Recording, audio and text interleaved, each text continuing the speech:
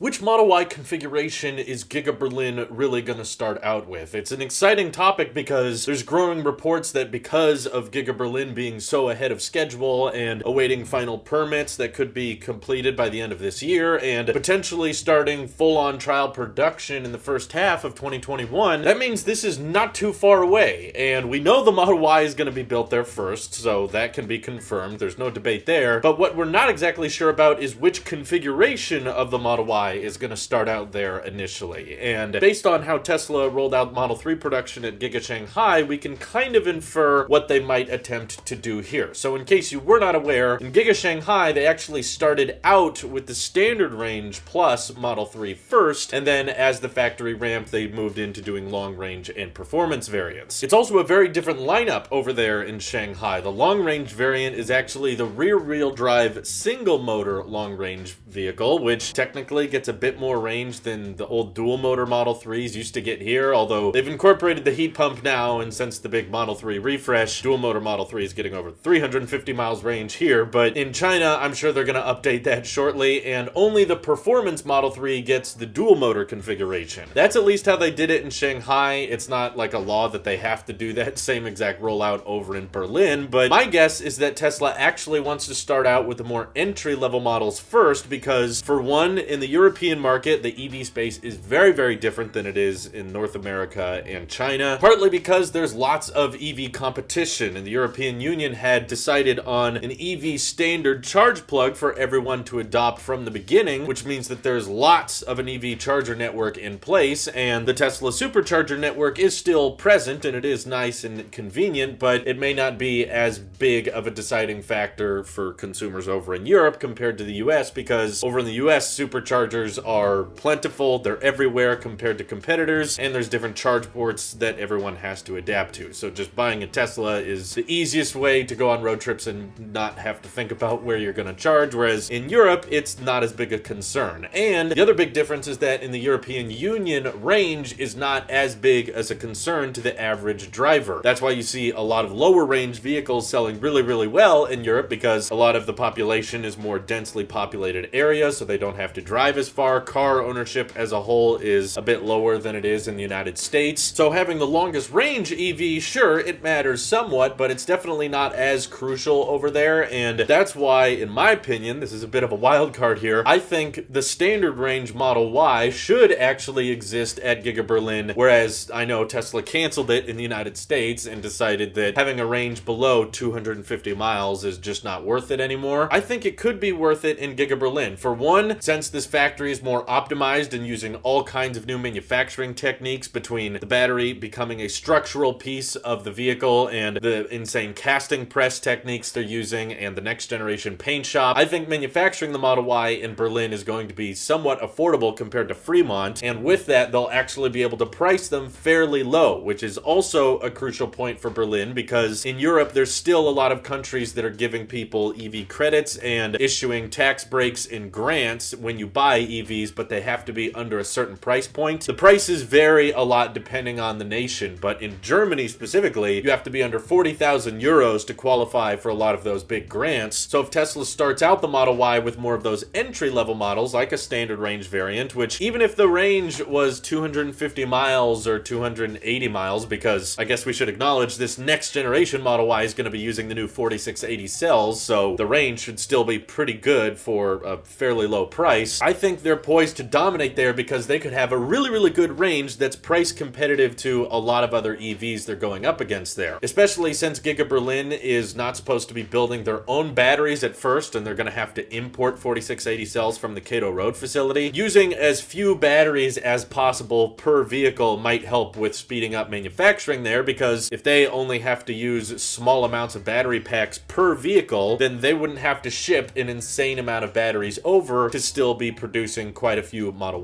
Ys. So that's just a theory of mine that maybe they'll say standard range makes sense for the European market, but if I'm wrong on that, then my next guess would be they're going to start out with the rear-wheel drive single motor Model Y, which surprisingly still not available here. I mean, Elon did say the 7-seater Model Y should be entering production soon, but we haven't seen any of that confirmed by people who have reservations yet. But yeah, shockingly still no single motor Model Y, but one can be sure that once that does come out, it's going going to have an even better range than the dual motor Model Y at 326 miles, so I would say easily expect it to be around 340 miles of EPA estimated range, which over in Europe, if they start switching over to the 4680 cells, and it's the long range pack and only one motor, so lighter vehicle, more efficient powertrain, that could easily approach the 400 mile estimated range market, which in my opinion for the European market, I'm sure many of you out there would appreciate it, but compared to a lot of the best selling EVs in Europe, it's kind of overkill. That's almost further than a lot of people who are already driving EVs need, but I'm still all for it. If they can price it competitively and they can start the price below 40,000 euros so that they still qualify for those grants, for one, it'll be the cheapest Tesla you can buy in Europe, because right now, I'm well aware, yeah, the prices are way higher than they are in the US because you have to pay for all those import tariffs and taxes, and of course, shipping a car that big across the entire planet is obviously a little bit expensive, so that cost gets pushed on to the consumer, which is the whole reason Tesla is building this whole giant factory there. So I think that'd be a very interesting way for them to enter the market, is to just be like, hey, you know what? This is the best range Model Y ever. It beats the US range, it beats the Shanghai range because it's using these next generation cells. It has the best paint job we've ever did because GigaBerlin is using this next generation paint techniques, and we're gonna price it so you can still take advantage of tax breaks and grants. And man, I would love to see the sales on a vehicle like that if they do decide to enter Berlin like that. And in time, of course, then they would start doing the dual motor variants, which if it's like Shanghai, they might restrict the dual motor Model Y just for the performance variant, because in case you forgot, yeah, they do not sell a long range all-wheel drive Model 3 in Shanghai. All they sell is a long range rear wheel drive and a dual motor performance. There's no in between, which personally I'd kind of be in favor of that, or at least having both would be great, because some people don't care about the traction control and the performance as much as they do the range, and I'm still kind of salty that here in the US we still don't have the single motor Model 3 long range variant, because I think that would get you an insane amount of range for the money, because it would be cheaper than the all-wheel drive variant. But either way, the shortened down version of this video is definitely expect Tesla to start off on the entry-level Model